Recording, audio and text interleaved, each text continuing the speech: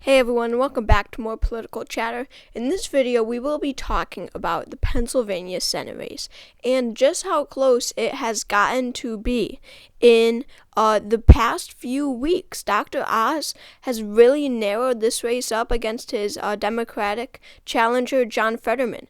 And, this political headline is exactly right. I agree with it completely. Oz closing in on Federman in Pennsylvania Senate race. That is what this video is about. This race has proved to be gotten so narrow in polls and, just common sense, too. I mean, if we're just looking at the campaigns here, Dr. Oz is now running such a good campaign, and there's so much to talk about in this race, so let's get started.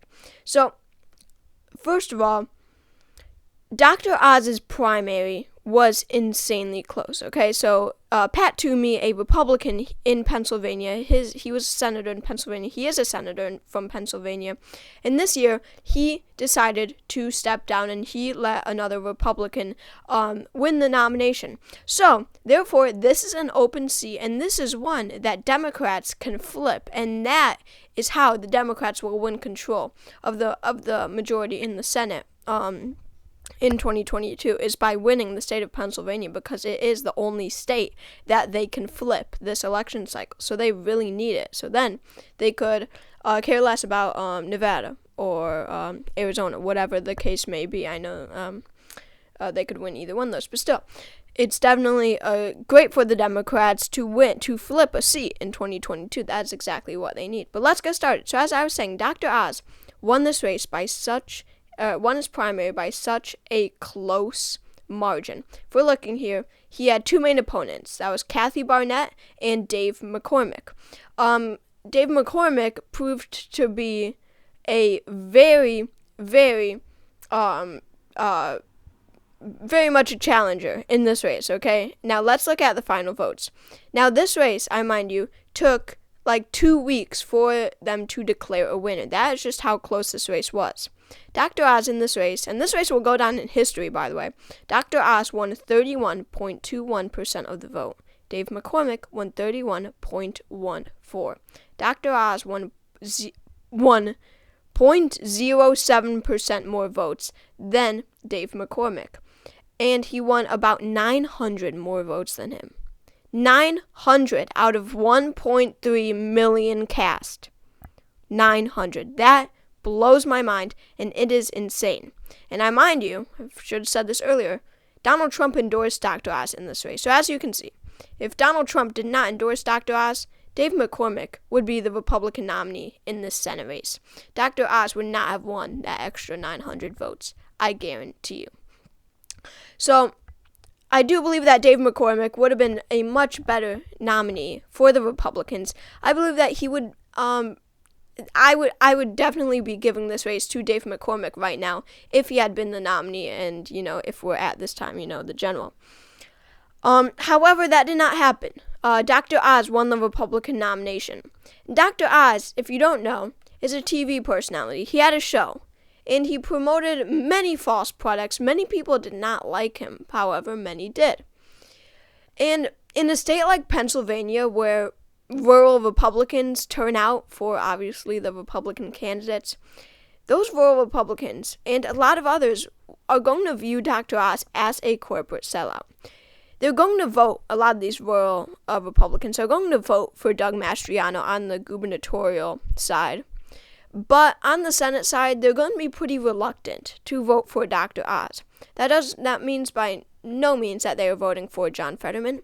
But I really see a lot of rural Republicans being really reluctant to vote for Dr. Oz, and some not. So that's why I believe that Dave McCormick would have been a much better candidate. Dr. Oz is just viewed by many people as a corporate sellout, and that is that. On the Democratic side, we had three main candidates, that being John Federman, the lieutenant governor, Malcolm Kenyatta, a very famous state representative, and Connor Lamb, a U.S. representative. John Federman won this race as the lieutenant governor, the only candidate on the Democratic or Republican Senate primaries who has won statewide. Look at this polling here. He really did crush Connor Lamb and Kenyatta by a wide margin. But going to this general election, it has gotten incredibly close. And I in my opinion, it's going to be much, much closer than 5%. 538 has it going to Federman by 4.4%. I really disagree with that. I think it's going to be a lot closer. And we're going to get to my prediction at the end of this video. So, but still, you can see how in the beginning of this race, July, during the primary, it was a close race, 4%. Pretty close race, but still Federman was leading. And then there was the huge gap. At one point, Federman was leading by 12. Yes, that's right. Polls were showing Federman leading by 12. And it remained that way. Went down to 8%, went back up to 10, went back to 8, 7, 6, 5, 6, 5, 5, 4. It's at 4% now. You can just see how much this race narrowed from August or mid-August or whatever, or late August. It really has narrowed up so much, and you can see that on that scale. But really, this is what we are looking at, because I really don't believe in that. Look at this. This is the polling. This is the average of polling from the PA Senate race. And look at that.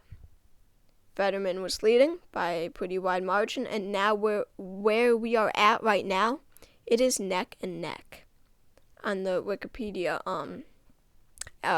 polling average, because this newest poll, which is Insider Advantage, which is Republican led, has it as a tied race, and I don't think that we should really take that into consideration much, because it is a biased poll, and many of these will be. However, all trustworthy polls, look, a Republican-led poll and a Democrat-led poll worked together to do this poll. It showed Federman up by 2. So,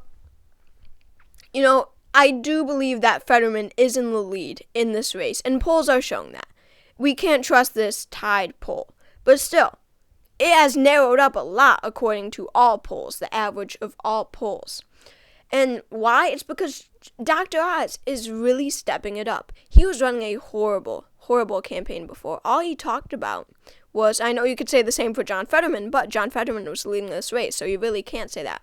But all Dr. Oz was talking about was John Federman being a radical socialist who worked with Bernie and AOC and wanted a Green New Deal and all this about being a leftist.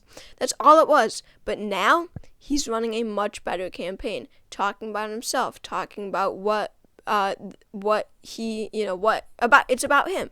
He's running a much more positive campaign, and we are seeing the positive effects of that.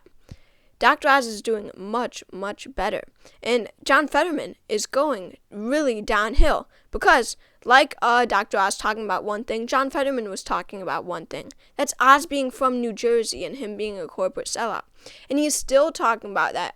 He really rarely talks about himself, which is what voters want to hear. They want to hear about what you're going to do in the Senate. And Dr. Oz is making it known that John Federman is very far left. He is doing that. I mean, both campaigns are running a fine campaign. We saw John Federman leading by 12. That's when Dr. Oz was running a horrible campaign. But now that Dr. Oz is doing much better, things have really changed. So here's my Senate forecast as of right now. Pennsylvania blank, Republicans at 50, Democrats at 49. At this point, I had it tilt Democrat yesterday. I'm going to keep it at that. At this point, I believe that John Federman is narrowly going to pull out a win in this race. So thank you all for watching this video. Make sure to subscribe to my channel if you haven't already. Comment video ideas down below, and I'll see you all next time. Thanks again.